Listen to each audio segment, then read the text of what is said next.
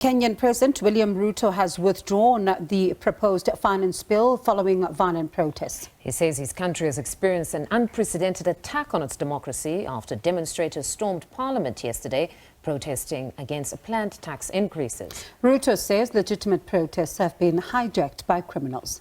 He warned that his government would use all at its disposal to prevent a repeat of that violence. And he's also called for reduced government expenditure. Now, at least 20 people were shot dead and many others injured in the violence. In this regard as well, I am directing for immediate further austerity measures to reduce expenditure, starting with the Office of the President, the entire presidency, and extending to the entire executive arm of government. Operational expenditure in the presidency be reduced to remove allocations for the confidential fort, reduce travel, hospitality, purchase of motor vehicles, renovations, and other expenditures. This will cover the entire presidency and also the executive arm of government. I also propose that equally Parliament, the judiciary, and county governments, working with the National Treasury, also undertake budget cuts and austerity to ensure that we do live within our means, respecting the very loud message that is coming from the people of Kenya. All right, let's have a conversation now and speak to East African Legislative Assembly Member of Parliament, Winnie Odinga, who joins us live now. Thank you so much, Ms. Odinga, for your time. I mean, the President, you've heard him saying that the proposed finance bill has now been withdrawn. Your reaction? Yes, I and a lot of other people today heard him say that, but I think it's a little bit too late. I think the reason for the protest has moved past the finance bill, and it's really a protest on the health and attitude of his government, which I believe majority of people have lost confidence in. And when you listen to, the President speak today, for example, yesterday, he seemed to have been taking what some have called a tough line on what he was calling anarchy and violence, and saying that violence will not be tolerated. But it does seem like there was a clamp down. What, in your view, informed this? I think, I think he woke up. I think he saw that the people weren't backing down. Their demands had been heard. He took up quite tough measures by saying that he's going to order the military to enter to preserve calm in the streets of Nairobi, which essentially takes us into something as a state of emergency. And I think the consequences of that, he had a double think about it and changed his mind on what that would mean. And when you then look at, the protests yesterday, of course, a lot of people were focusing on the young people as they were rejecting this particular bill, and some saying that, it is quite a powerful moment when you look at what is taking place in Kenya. But when you then look at the numbers, for example, the President today, he says that the number of those who have been killed, he puts it at 6. But some reports are suggesting that the number is around 22, with 31 who have been injured. What are you hearing? I'm hearing much more than that. There was some form of a police attack last night in one of the neighborhoods here in Kenya, and people there are speaking of 200 to 300 bodies. So certainly the number is more than 12. Just how many they are, we are yet to know. And who do you know, maybe in your view, would you suspect ordered that live ammunition be used on protesters? Because people are now calling for accountability on that front as well.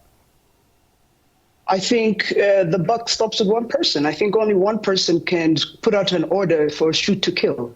And I think that is the commander-in-chief. I don't think anybody else can order shoot to kill civilians in a democracy.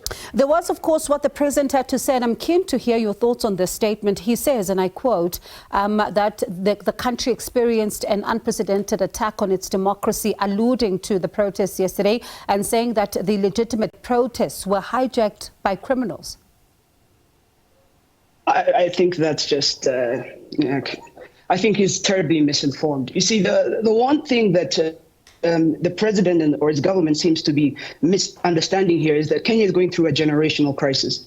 You have people like him, older people who were perhaps born after independent Kenya, and they were taught more militant, follow the rules, and to democracy. And you've taught them all their lives that cronies and corruption is malfeasance, and they have to stand up for their rights.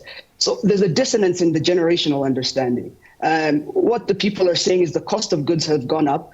Every Kenyan is one sick relative away from being bankrupt. There's no services being put out, yet the government keeps coming back to the people, collecting more money. And the president and his cronies you can't pass 1 week without them showing off online, showing their lavish spending, private cars. Recently, the president hired a private jet, telling us that it was cheaper for him to get a private jet than to use the national carrier. And so this attitude of bloviating is really what has irritated the people and angered them to get them to this point. He says, though, that he's curbing government spending starting from his office. He says that. I really don't want you to underestimate the fall of the trust between the government and its people. He said very many things. One of his campaign promises that he would never raise taxes. But every year he's coming into the people and raising more taxes, and people are finding themselves hurt. For the first time in Kenya, protests have always been led by people from lower income backgrounds. But for the first time in Kenya, what we're seeing as the Gen Z, the middle class, the upper class are joining these protests. So it's something that it's all over, hitting every arm of this except those in government. And I think the trust is completely broken between him and the people. There are some, especially when you look at some of the visuals that we've seen on social media with the hashtag Ruto must go. Does it mean that this is going to be a sustained protest, given the fact that now they're calling for the president to vacate office, or is this the end?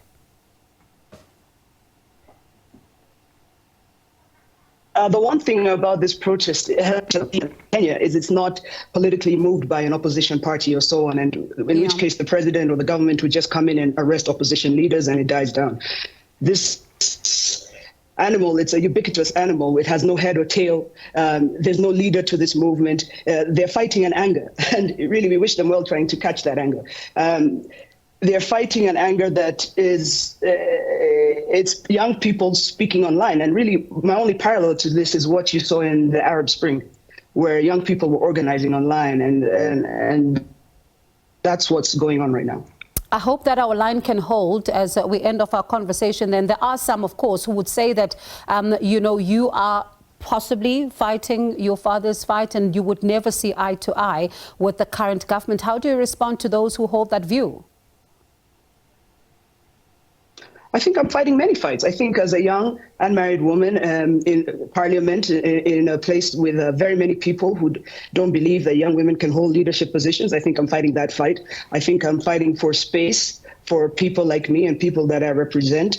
I think I'm fighting many fights, and some fights may have been fought for very many years. But this fight right now is not about my father. This fight is about me and the young people like me and what we're trying to do for the country. And briefly then, for you, what does the future look like for Kenya now? I think the future of Kenya now is one that includes young people in the process, in legislation, in government, and so on. You see, the young people are the voice and the heartbeat of innovation. They're the agents of change. And I think they must be included in economic policy in order to create creative solutions to these problems. I think the future of Kenya now is one where the young people have finally said we will be heard no matter what, and they will be part of the process. All right, let's see then what happens going forward. And as you say, accountability is going to be key here when it comes to some of the scenes that we saw unfold yesterday. Thank you so much for your time this evening. Appreciate it. That was East African Legislative Assembly Member of Parliament, Winnie Odinga.